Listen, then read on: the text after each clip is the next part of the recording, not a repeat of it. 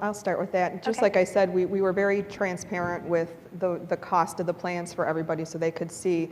Our most costly plan, what we call our buy-up plan, which is strictly a copay plan, there's no deductibles or anything, cost the company a whole lot of money. So we had to let everybody know that we're going to give them a year to stay in the plan if they want to, but we're discontinuing it next year. So that was a big communication push for us. But by the way, we're going to add this other high deductible plan. It's not a qualified high deductible. It does have an HRA wrapped around it. And it works very similarly to a consumer-driven plan that we had already introduced last year, or 2 years ago, I believe. So it works similarly, except the deductibles are higher and that kind of thing. So that, we just tried to push those numbers to everybody because for us, it's all about how much is coming out of my paycheck per week, because most of our people are living paycheck to paycheck in the retail business. So. Okay. In 2015, we actually introduced our first high deductible plans. Actually, 2 plans. So we went from one very traditional plan, a very rich plan, to 3 plans where we kept a traditional plan, maybe not quite as rich, but still rich by today's measures. And then 2 high deductible plans, one with kind of a moderate deductible and one with a little bit higher, about $1,000 higher.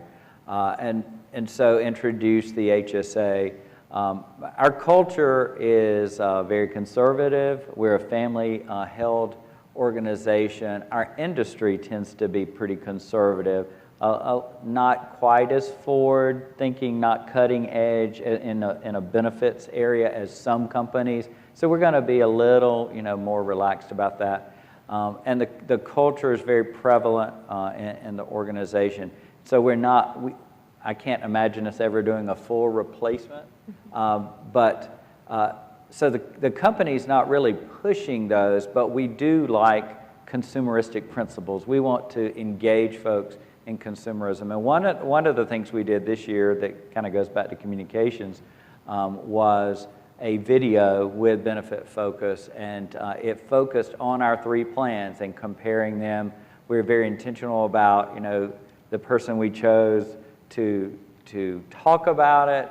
We chose somebody very warm and friendly and almost motherly to talk about the plan because it scares our folks to death when they're looking at these new plans, what they still consider these new plans. But we had really good feedback from that video, and it still helps us. We built it where it hopefully will last a few years, and certainly that's been helpful to us. We have about 13% of our folks in those high deductible plans, which by some standards is like, well, that's not very high. But for our organization, as conservative as we are, we're actually very pleased with where we are. And we're seeing organic growth just over the next several years. And hope that, and I know at my experience is you get a few people talking about a high deductible plan when they've had a really good experience, and that goes a long way. So we think that'll help us. Harry, do you think the carrier plays a role in this as well? I was going to say, both as a carrier and an employer, we've handled it. We obviously, as a carrier, still offer the traditional products, and there's still a place in the marketplace for those, as far as PPO, even HMO, in the high deductible. However, as an employer group, and we are one of our largest clients. But as an employer group about 2 years ago, it was decided to just offer us as employees the high deductible health plan. And I think it was for twofold.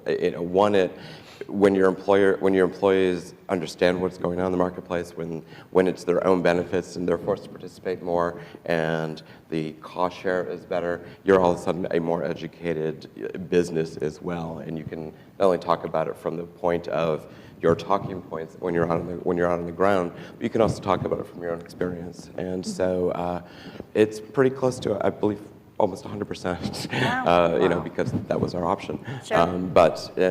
People are, first, with anytime there's change, first year there's some bumps in the road, but last year I think it went pretty smoothly, and people are getting used to it, and there's definitely employee satisfaction when what is being taken out of their paycheck on a weekly basis is definitely less.